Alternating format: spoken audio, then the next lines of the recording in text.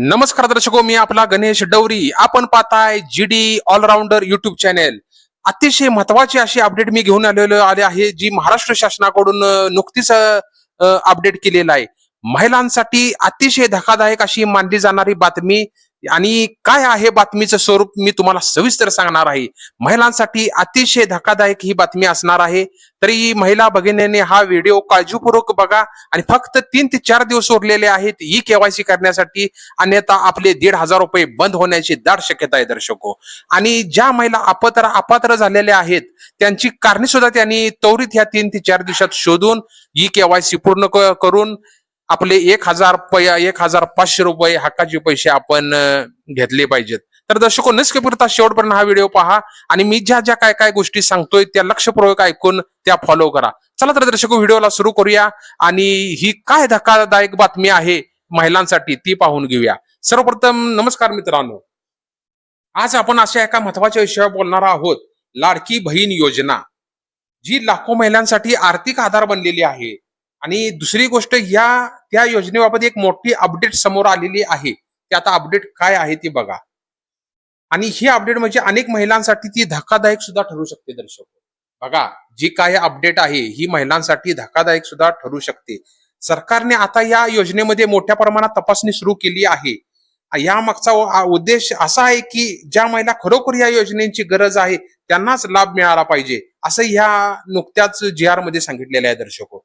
आणि जे लोक चुकीच्या पद्धतीने किंवा खोटी माहिती देऊन लाभ घेत आहेत त्यांना या योजनेतून वगळण्यात येणार आहे. मित्रांनो, आतापर्यंत अनेक महिलांना दरमहा 1,500 रुपये मिळत होते, पण आता सरकारने स्पष्ट केले आहे की फक्त पात्र महिलांनाच हा लाभ पुढे सुरू राहणार आहे. बघा, ज्या महिला पात्र आहेत अशा महिलांनाच 1,500 रुपये हा लाभ चालू राहणार आहे. आता प्रश्न असा आहे की कोणत्या महिला अपात्र ठरवल्या जाऊ शकतात. म्हणजे बघा, जे आता तुम्ही ई केवायसी तर केलेले आहेत, पण कोणत्या महिला ह्या अपात्र ठरणार आहेत बघा.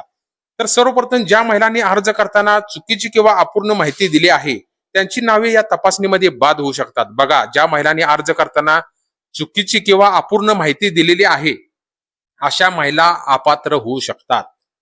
त्यांची नावे तपासणीमध्ये बाद होऊ शकतात. दुसरं म्हणजे ज्या कुटुंबाचं उत्पन्न सरकारने ठरवलेल्या मर्यादेपेक्षा जास्त आहे त्या महिला या योजनेसाठी अपात्र ठरतील. बघा, उत्पन्न जर आपलं जास्त असेल मासिक, जे सरकारनं काय ठरवलेलं आहे 2.5 लाख रुपये, त्याच्यापेक्षा जर जास्त असेल तर त्याही अपात्र होणार आहेत.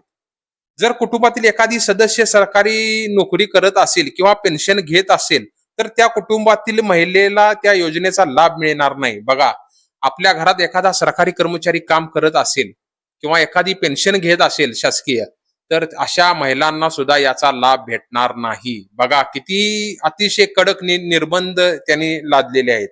जर एखादी महिला एकाच वेळी सरकारी योजनेचा डबल फायदा घेत असेल तर अशा प्रकरणावरही सरकार लक्ष ठेवून आहे. मित्रांनो, सर्वात मोठा धक्का म्हणजे तुम्ही अपात्र ठरलात तर तुमच्या खात्यात येणारे 1,000 रुपये 500 थांबले जाऊ शकतात. बघा, एकाच वेळी दोन दोन आपल्या जे आहेत योजनांचा जर लाभ घेत असेल तर ती महिला सुद्धा अपात्र होऊन तिच्यावर कायदेशीर कारवाई होऊ शकते. बघा, काही महिलांना वाटत असेल आपण इकडे पण योजनेचा लाभ घ्यायचा आणि इकडे पण योजनेचा लाभ घ्यायचा, तर अशा महिलांनी जर चुकून सुद्धा जर अर्ज भरले असेल तर त्वरित ते आपण माघारी घेऊन शासनाला सहकार्य करा. तर अशा प्रकारामध्ये आधी मिळालेले पैसे परत मागवले जाऊ शकतात अशी चर्चा सुरू आहे. बघा, महिलांनी सतर्क राहणं गरजेचं आहे. जे अगोदर जर तुम्ही जर योजनेचा लाभ घेत असाल किंवा दुसऱ्या योजनेचा लाभ घेत असाल आणि हे लाडक्या बहिणीचे पैसे जर आपण घेतले असेल तर आपल्याकडनं वसूल करून आपल्याला दंड सुद्धा होऊ शकतो. तर म्हणून ह्या महिलांनी सतर्क राहणे खूप गरजेचं आहे. आता तुम्हाला काय करायला हवं बघा. सर्वात आधी तुमचे सर्व डॉक्युमेंट व्यवस्थित अपडेट ठेवा. बघा, तुमचे जे डॉक्युमेंट आहेत ते व्यवस्थित अपडेट त्याची ठेवा. त्याबरोबर आधार कार्ड, बँक खाते आणि मोबाईल लिंक आहे का ते तपासा. आधार कार्ड आणि बँक खातं हे एकमेकांशी लिंक आहे का ते बघा, तरच डीबीटी होऊ शकतं. आधार कार्डाला जर मोबाईल जर लिंक नसेल त्यावेळी सुद्धा आपल्याला अडचण येऊ शकते. त्यानंतर काय करायचं आहे बघा, सरकारी वेबसाईटवर जाऊन तुमचं स्टेटस तपासा. तुमचं नाव पात्र यादीत आहे का अपात्र यादीत आहेत हे वेळोवेळी पाहणं खूप महत्वाचं असतं. जर तुम्हाला वाटली की तुमच्या अर्जामध्ये काही चूक झाली आहे तर ती लगेच सुधारणा करा. मित्रांनो, ही योजना खरोखर गरजू महिलांसाठी आहे आणि सरकारही आता याबाबत खूप गंभीर झालं आहे. बघा, पहिल्यांदा आपण स्टेटस चेक करायचा आहे.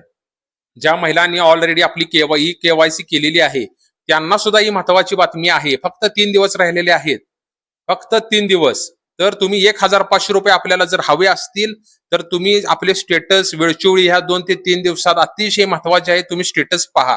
ज्यांनी ज्यांनी ही केवायसी महिलांनी केलेली आहे तर त्याने आपले स्टेटस जाऊन आपण पाहू शकताय. त्याची डिस्क्रिप्शन मध्ये मी लिंक देईन, त्याच्यावर क्लिक करून आपण स्टेटस पाहू शकताय. आणि जर काय आपल्याला अडचण असेल तर मला कमेंट करून सांगा, मी आपल्याला नक्कीच सहकार्य करतोय. माझ्या युट्यूब चॅनलचं नाव आहे GD ऑलराऊंडर. जास्तीत जास्त सबस्क्राईब करा आणि आपल्या माता भगिनीपर्यंत हा व्हिडिओ पोचवा, कारण हा व्हिडिओ अत्यंत महत्वाचा होणार आहे.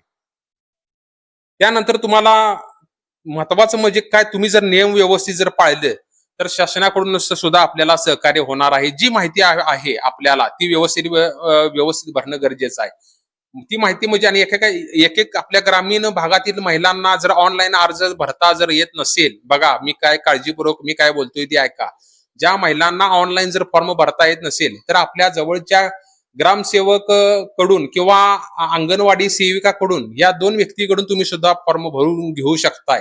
हा बाय हँड हस्तलिखित हा फॉर्म असतो.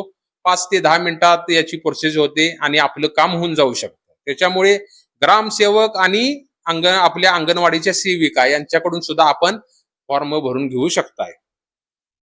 आणि आता तुम्हाला दुसरी महत्वाची बातमी काय सांगणार आहे, की आता तुम्हाला मी एक व्हिडिओ दाखवेन जे अधिकृत आपल्या TV9 या चॅनेलवरून प्रस्थापित केलेला आहे. तो आता तुम्हाला मी व्हिडिओ दाखवतोय, तो तुम्ही इकडे वरती जाऊन पाहू शकताय. एक किती 5 मिनिटाचा व्हिडिओ आहे, त्याच्यावरून तुम्हाला कळेल की सरकार किती गंभीर झालेलं आहे. आता तुम्हाला व्हिडिओ दाखवतो.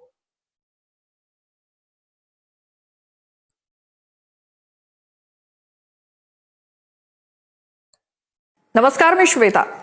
अपात्र लाडक्या बहिणींना सरकारनं मोठा धक्का दिलाय. अपात्र ठरलेल्या 12,915 लाडक्या बहिणींकडनं 11 कोटींची वसुली करण्यात आली आहे.